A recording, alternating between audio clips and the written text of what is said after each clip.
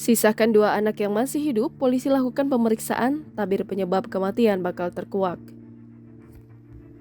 Dua anak Rudianto Gunawan dan Margareta ternyata masih hidup dan tinggal di Bekasi.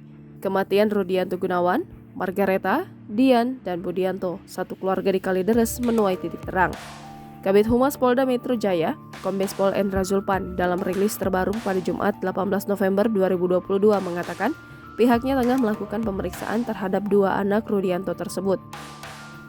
Zulpan tak mengungkap identitas dua anak tersebut dan kemungkinan adanya keterkaitan mereka dalam kasus meninggalnya keluarga di Kalideres. Selain dua anak Rudianto, penyidik juga sudah memeriksa dua orang security perumahan, ketua RT dan petugas PLN. Selain Polres Metro Jakarta Barat, kasus ini juga ditangani Subdit Jatanras Polda Metro Jaya. Pihaknya juga melibatkan ahli laboratorium forensik, kedokteran forensik, dan psikologi forensik. Terkait hasil akhir penyebab kematian 4 korban ini, pihaknya masih menunggu hasil tim ahli yang masih bekerja dan memerlukan waktu untuk memastikannya. Selain keberadaan anak korban yang masih hidup, fakta lain terungkap. Ternyata sekeluarga yang tewas di Kalideres itu 6 bulan tak membuang sampah rumah tetangganya. Hal ini terungkap dari pengakuan petugas yang biasa mengambil sampah di rumah sekeluarga yang tewas di Kalideres tersebut. Menurut Waridin, petugas kebersihan perumahan tersebut biasanya sampah keluarga tersebut sudah berada di depan rumah ketika ia akan mengambil.